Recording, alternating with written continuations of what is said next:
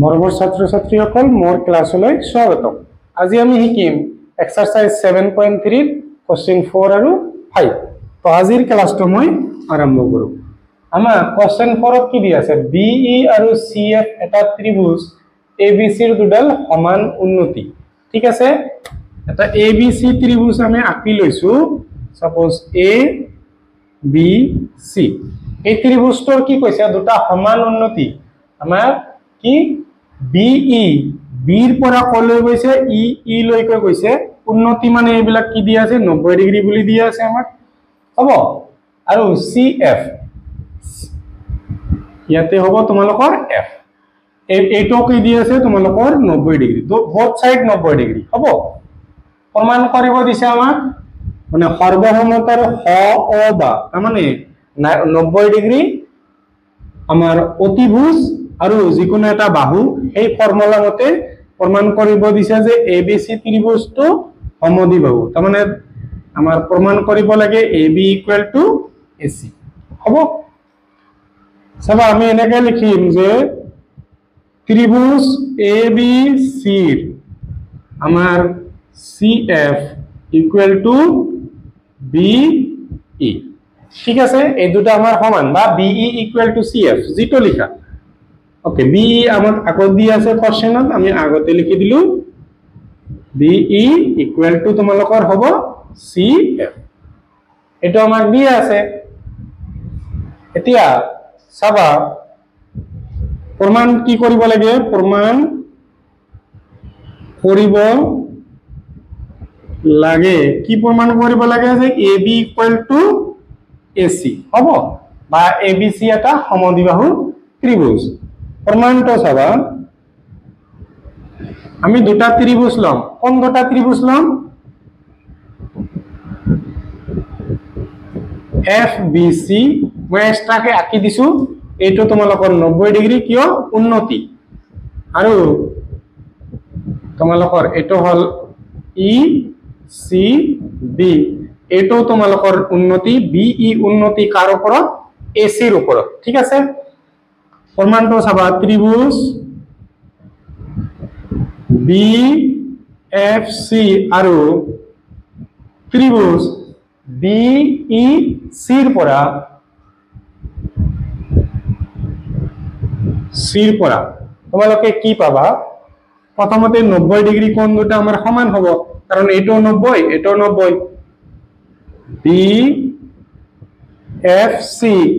BFC equal to তোমালোকৰ কি হ'ব? BEC equal to 90 degree. তোমালোকে লিখিব পাৰা প্ৰদত্ত বা দিয়া আছে, কোশ্চেনটো আমাক দিয়া আছে, হ'ব। এতিয়া এই দুটা ত্ৰিভুজৰে কমন বাহু আমাৰ কি দি আছে? BC ইকুৱেল টু BC, সাধাৰণ বাহু। আমি জানো যে 90 ডিগ্ৰীৰ বিপৰীত বাহুডাল কি হয়? আমাৰ অতিভুজ বা কৰ্ণ হয়। 90 ডিগ্ৰীৰ কোণৰ বিপৰীত বাহু আছে আমাৰ BC, 90 ডিগ্ৰী কোণৰ বিপৰীত বাহু আছে BC। আমাৰ অতিভুজ দুটাও সমান হয়। তাৰমানে প্ৰথমতে হ মানে 90 ডিগ্ৰী আমি প্ৰুভ কৰিছো। দ্বিতীয়তে আমাৰ প্ৰুভ কৰিব লাগে অ মানে অতিভুজ আমি সমান প্ৰুভ কৰিছো। এতিয়া আমাৰ বাহু, যিকোনো এটা বাহু প্ৰুভ কৰিব লাগে। আমাৰ প্ৰথমতে দিয়া আছিল BE ইকুৱেল টু CF, যিকোনো এটা বাহু আমি প্ৰুভ কৰি দিছো। এতিয়া আমি লিখি দিম ত্ৰিভুজ BFC সৰ্বাংগসম বা সৰ্বসম ত্ৰিভুজ BEC কি হিচাপে? আমাৰ হ অ বা, তাৰপিছত আছে বা তোমালোকে ইংলিছত লিখিলে এইটো লিখিবা। ৰাইট এংগেল মানে সমকোণ, হাইপোটেনাস মানে অতিভুজ, সাইড মানে যিকোনো এটা বাহু।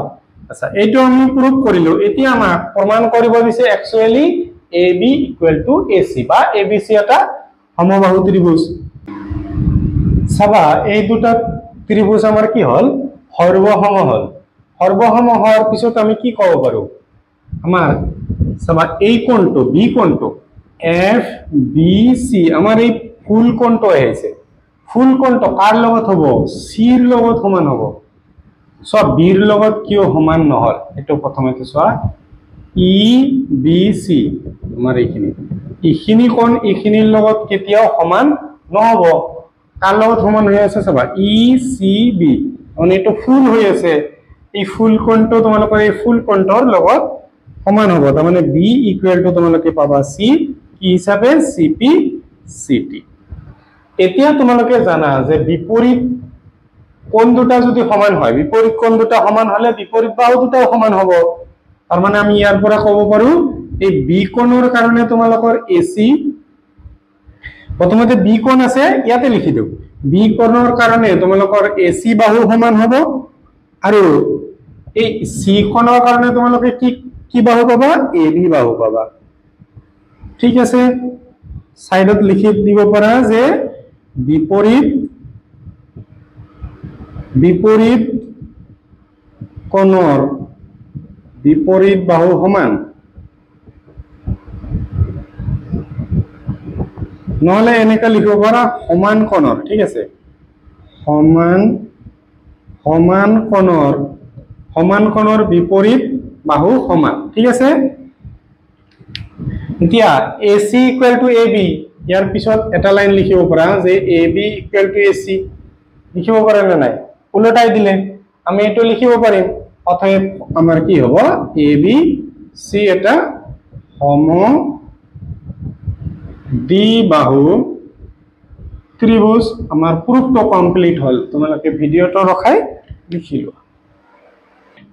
কোশ্চেন নাম্বাৰ 5 ত কৈছে যে ABC এটা সমদ্বিবাহু ত্ৰিভুজ প্ৰথমতে আমি এটা সমদ্বিবাহু ত্ৰিভুজ আঁকিলম ABC যত AB ইকুৱেল টু তোমালোকৰ AC এটো বাহু সমান AP লম্ব BC BC ৰ ওপৰত কোনে লম্ব হৈ আছে তোমালোকৰ AP আকি দেখুৱা যে বি কোণ আৰু সি কোণ সমান এটো কোণ আৰু এটো কোণ তোমালোকৰ কি দি আছে সমান দি আছে সা এটো লম্ব দি আছে মানে এই দুটা কোণ তোমালোকৰ কি হ'ব 90 ডিগ্ৰী দিয়া আছে ঠিক আছে চাবা আমি দুটা ত্ৰিভুজ সৰ্বসম দেখাম কোন দুটা ত্রিভুজ এই ত্রিভুজ দুটা এ ই বি এ পি সি এই ত্রিভুজ দুটা আমি কি দেখাম সৰ্বসম দেখাম ঠিক আছে সৰ্বসম বা সৰ্বাঙ্গসম প্ৰথমতে আমি লিখিম দিয়া কি আছে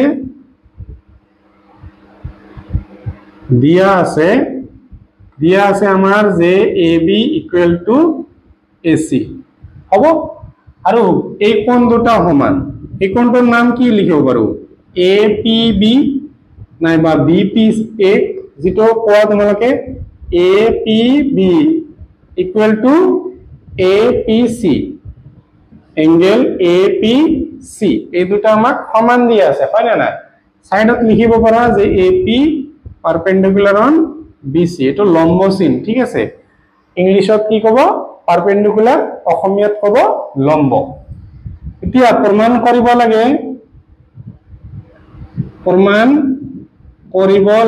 কি প্ৰমাণ কৰিব লাগে যে আমাৰ বি কোণ আৰু সি কোণ আমাৰ সমান দেখাব লাগে ঠিক আছে এই বি কোণটো সি কোণৰ সমান দেখাব লাগে চাবা প্ৰমাণটো চাবা